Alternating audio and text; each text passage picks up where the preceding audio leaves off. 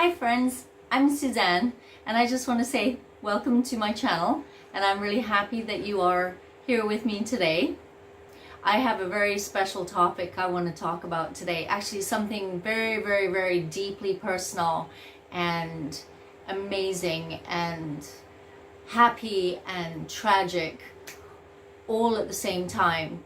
I've been thinking about how does a person start to tell a story like the one I'm going to tell you. Sometimes you could start at the beginning, and sometimes you start in the middle and sometimes you start at the end. So I'll start at the end and I'll work my way backwards.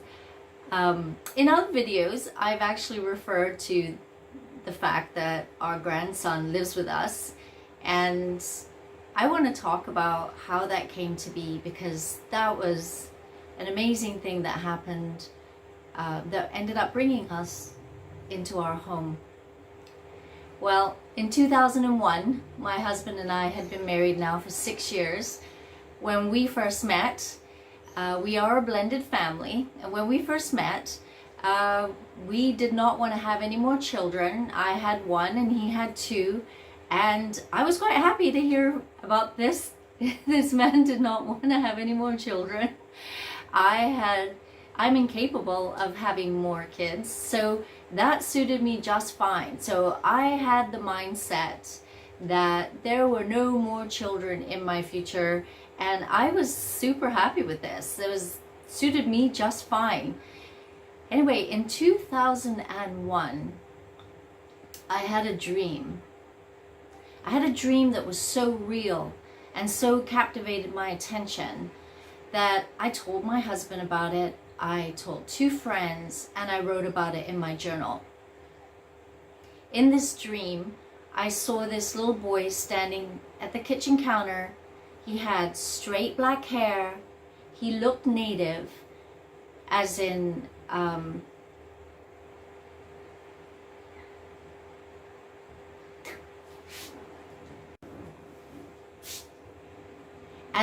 indigenous person to Canada, and he was about 6 or 7, and he was looking up at me and he called me Mum.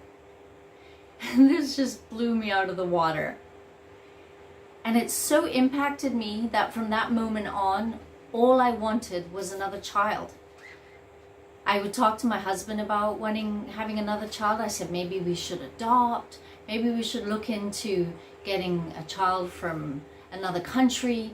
But this went on, and this desire of mine became insatiable. I would think about this every day, and it was so odd because, as I said, I couldn't have any more children, and I was quite happy with that. At this point now, I'm 40 years old, and the last thing a 40-year-old woman would normally typically think about is starting all over again.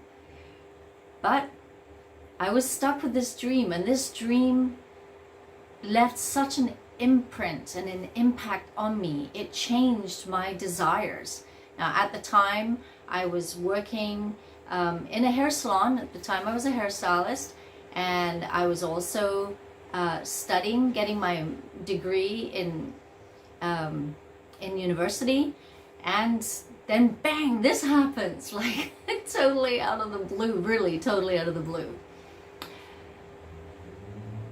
So this was, as I said earlier, this was 2001, and then this went on for years. This desire to have a child went on for a very long time, and I talked about this with my husband quite frequently. And then in 2003, my husband's son and his girlfriend had a baby, and this little baby was going to be our grandson. And I remember my husband at the time said to me, Suzanne, do you think this is the little boy that you saw in your dream? And I said to him, no, it can't be, because this little boy is going to call me Grandma, and the little boy that I saw in my dream called me Mum. So I dismissed it out of hand, never thought anything of it, and on we went with our lives, as busy as we were, going full tilt with life as everybody does. And then in May of 2005, I came home from a church meeting and there was loads of messages left on my machine, and my husband was working out of town as he did. That was his job at the time. He was always away. And when I listened to the messages, the first message, I could barely understand what this person was saying. And I had to play it back a few times. And what I could piece together is they were trying to tell me that my husband's son, Dolan, had been, I thought they had said he had been killed in a car accident. And of course, you can imagine your reaction in that moment. But I started to listen to other messages, and one of them I remember was from my husband's brother saying, "You need to get a hold of me." And of course now I'm really concerned, and it was quite late at night, and so I called my brother-in-law, and he had told me that my husband had been reached. He had been notified that he was working quite a few hours away from where we lived at the time, and he was driven home, and by the time he got home it must have been about 12 o'clock at night. I'm not even sure what time he actually got the notice, because the news that his son had been killed, because I was at a church meeting, so I got the message when I got home. I had no idea what was going on. So we headed down to the police station, and when my husband and I were talking to the officer told us that his son had been brutally murdered. And at that point I freaked out. I ran out of the room. I couldn't believe it. I wasn't expecting to hear that. I was expecting to be told how he had been killed, not that he had been murdered. And so we went home that night. I had contacted one of the pastors at our church and told them what had happened. We went home, and by some strange miracle, my husband must have been so exhausted he fell asleep, and I lay there staring at the ceiling. That night I didn't sleep at all that night. To add to the situation that we were in, we had sold our house and we were living in a rental property, and we were building our dream house at this point in time. So we were even in a home that wasn't ours. So all of this just felt like I was walking through a nightmare. Like I was walking through this thick soup that was a nightmare, and morning was gonna come, and I was gonna find out that none of it was true. But we woke up the next morning. Well, I didn't sleep. My husband woke up the next morning, and it was true. His son actually had died. And now we were faced with phone calls and talking to our pastor, who called us to give his condolences. And then of course we were going to have to arrange for a funeral. So we went and arranged for his funeral. While we were choosing his casket, we were told that his body had arrived at the funeral home. They had to perform an autopsy on him. And it was also a long weekend around the time that he had died, so his funeral was about a week after he had died. But that night when I was laying awake staring at the ceiling, I knew in my heart what I wanted. And the next day I said to my husband the most bizarre thing. I said, "Pete, I want to adopt that little boy. I want to adopt Dolan's son." I know it sounds bizarre, but that was what was in my heart, and that is what I said. So at the funeral, Hayden's mother and Hayden, who was just a little over 2 at the time, came over to the rental property that we were staying in, and we talked to her. We didn't know her very well at all. We don't know her very well at all, but we told her we want to adopt Hayden. And the thing was, she never said anything. She never said, "What are you talking about? Are you crazy?" She never said a word to us. We went to the funeral. I don't even like thinking about that day. It was so hard. My little granddaughter, my stepdaughter, my son, kids who really, really loved him, watching them so hurt and so broken, and the grief that our little family felt. And my stepdaughter and my son, and he was a brother to him. My granddaughter sitting beside me crying her eyes out. It was horrible. It was a horrible day. But by the grace of God, we got through that day. We got through that week. We got through this period of time. And 15 months rolled by. And we might have seen my little grandson, Hayden. Well, he's my grandson in the sense that I'm married to Pete.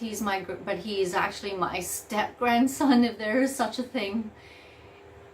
He's my husband's son, grandson. And we saw him a couple of times in a span of 15 months. I would like to say that shortly after Dolan's funeral, Pete and I went for a walk. About a month later, we went for a walk in Heritage Ranch, which is a beautiful walkway in Red Deer, Alberta. And we walked through there and we prayed. And we said, God, if it is your will for this little boy to be in our lives, we pray that you would make it so. Because we knew that we could not go into a court and take a child away from its mother. That just isn't the way things work. And that's all we did. We prayed. And we prayed once. And we left this in the hands of God. And we went on with our life. 15 months after Dolan's death, in July 12th to be exact, my husband phones me in the morning and he says, Suzanne, I just got a call from social services. They have Hayden with them, and they want to know if he can come and live with us. And I said, well, nothing's changed. 15 months ago, I wanted him, bring him home. And I got off the phone and I started to panic. I got up that morning like every other day I had gotten up in those 15 months, and never once did I expect a phone call like this. Of course, it was rather sudden. I had nothing in my house. For a little child who is now about a little over 3 years old, 3¼ years old, I wasn't ready. So my day was kind of a blur till that afternoon when my husband came home and social services came over with Hayden. And I'll never forget that day.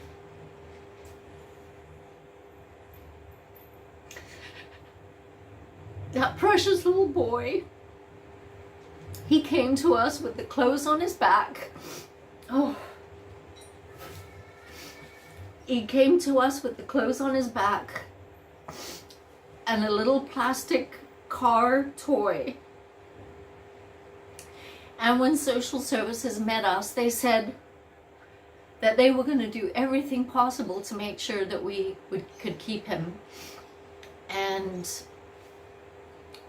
we had to, at that time, we were treated as though we were his foster parents. So we had this list of about, I don't know, a very, very, very long list of things that we had to do to childproof our house, which we found really amazing and hard because we have kids at this point in time. My oldest son was in his 20s. And we'd never done any of this stuff, but when you're a foster parent, if you're a foster parent, I take my hat off to you because I know the rules that you have to abide by. And even though he was my husband's grandson, we still had to abide by these rules, and they were going to come over and check, make sure that we were abiding by them. So we were very careful. When Hayden had a bath, I sat in that room with a chair and I kept an eye on him the whole time because that was the rule. You couldn't leave the room like most parents would with a 3-year-old, might leave the room for a minute and go do something else. We didn't do any of that. We abided by the rules. And they told us that we would need to go to court, and they were going to do everything to make sure that we got to keep him. I'll never forget that day.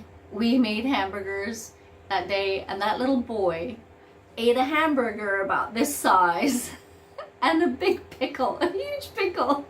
And I thought, oh my goodness, I couldn't believe it. It's like he'd never seen food before. And here he was scarfing this burger down. And social services left. The two beautiful women, they were so kind, so good to us, such lovely ladies. Left us with him and said they would be in touch. In fact, we had made, they had told us to go to the family court the following Friday. So, of course, we're going to go to family court the following Friday. And after they left, we took Hayden for a walk, and I can't begin to tell you what it felt like to have my husband and I were each holding a hand, and we were swinging him like you do with children, and here we were swinging him. And we were not ready for a child, so he was sleeping in a big bed. He didn't even have diapers. My neighbor, bless her heart, left a pair of pajamas on my doorstep, but we had nothing. We had absolutely nothing. So it was make do until we could scramble and get everything together.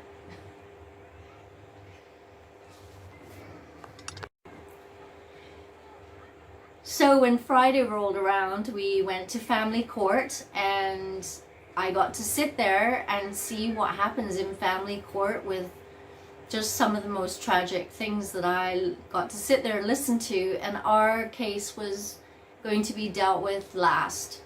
So I saw this lawyer, I don't even know his name, but this was a lawyer that represented the children in family court, and I saw him in action, and I saw these two social workers in action, and we had filled out our form. And it was when the courtroom was empty and it was just my husband and me left to the last, we presented our stuff to the judge, and he said, well, this isn't the right form. You need to fill out this other form. I'll see you next Friday. So next Friday put us at 12 days since Hayden had been living with us.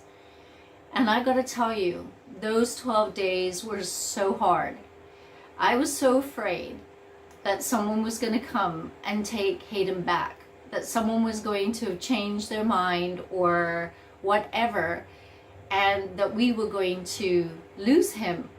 And it was horrible. And it made me think of all these people waiting to adopt their children and be left in this limbo. It's so painful. And also, I didn't know whether Hayden should call me grandma or call me mom, which is what we had decided we would do, is he would call us mom and dad once he was ours. We didn't want people to be asking him all the time, why are you living with your grandparents? We wanted to spare him the need or the pressure of being different from other children. So we already knew once he was officially ours that this is what we were going to do. So I was just like, at this point in time, he had to call me grandma. It was the only right thing to do. So by the time we got back to court, I kind of knew what to expect this time. The same lawyer was there representing these children. These same social workers were there, and we had filled out the form, and I had put in bullet form every reason why we should be the ones to keep Hayden. As a side note, Hayden's mother had not signed any paperwork to release Hayden to us. In fact, she disappeared. No one even knew where she was. So that was a huge potential setback, because Hayden was a little over 3 years old, and she had not signed anything saying that she was abdicating her right as his mother. So we went to court the second time. Now this is 12 days later, as I said before, and we went through the same thing. Now we knew we were going to have to sit there at least for a couple of hours and wait, and that's what happened. And I'm recognizing a little bit of the lingo that the lawyer's using, section this and section that and this and the other. And then finally the courtroom was empty and it was just my husband and me again. And so the judge took our paperwork and he looked through it, and then he looked up and he said, well, you're not even in the right court. You need to go to a higher court than this one. And my husband and I are just sitting there going, wow. And then this lawyer stood up and he started to represent us. And he started to argue his case on our behalf for Hayden. And so the judge listened to the lawyer and he said, okay, give me a minute to think about this. And he left the courtroom. And then he came back about a half an hour later and he gave us Hayden. We were declared his permanent guardians. His mother was permanently terminated as his mother, and we were given full and absolute rights over Hayden. And this was just such a miracle, because the social workers had told us that we were going to have to go through this crazy process for at least 6 months, maybe even up to 15 months. And it took 12 days for him to be ours, and that we could actually rest and get on with our lives and know that our little grandson was safe now living with us. And so that day was a day of celebration. And my husband and I celebrated by going out and buying our son a bed, his own bed. What a day that was. What a day of incredible joy and thankfulness. The lawyer for staying, we had not hired a lawyer. He stayed on behalf of the social workers and most likely asked him to stay. Then from that point on, now we are his legal guardians. We did not have to abide by this rule full list. He was ours now, and it was up to us to raise him in the way that we saw fit. And then we went home, and it was summer. As I said, it was July now, towards the end of July.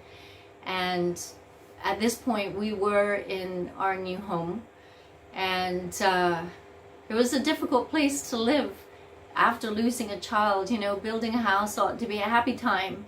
I never bonded with that house, never liked that house. In fact, shortly after Hayden came to live with us, we put the house up. We put the house up for sale, and we sold it because we just couldn't stay in that house. But anyway, sorry. I was not expecting to get emotional like this. Oh.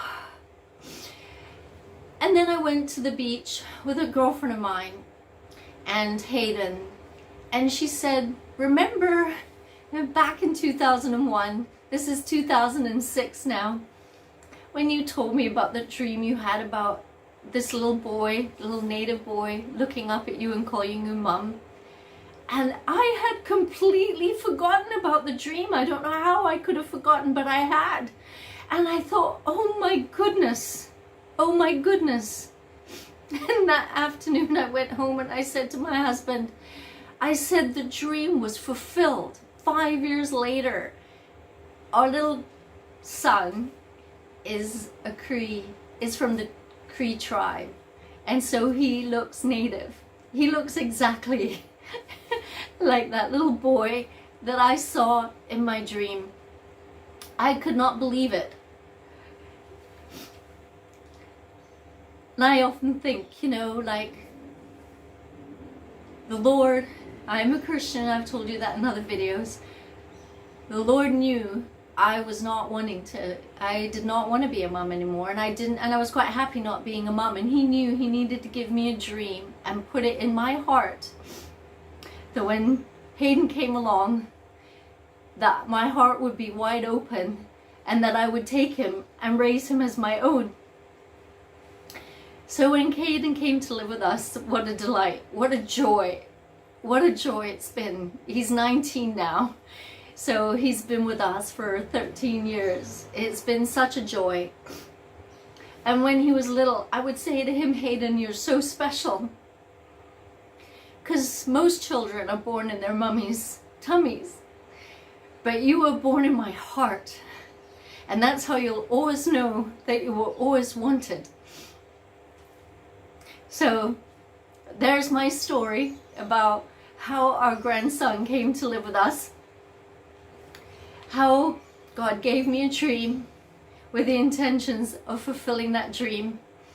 Took a really tragic, horrible time, and he turned it around, and we got the privilege of raising my stepson's little boy, and I am so thankful that the Lord saw it fit to trust us to raise this child, and I love him. I've never ever felt that he's not mine. I've always felt that he was my son. He was the son that was born from a dream and born in my heart. So anyway, again, thank you so much for listening to my story, and all I want to say to you is God bless, and I will see you in the next video.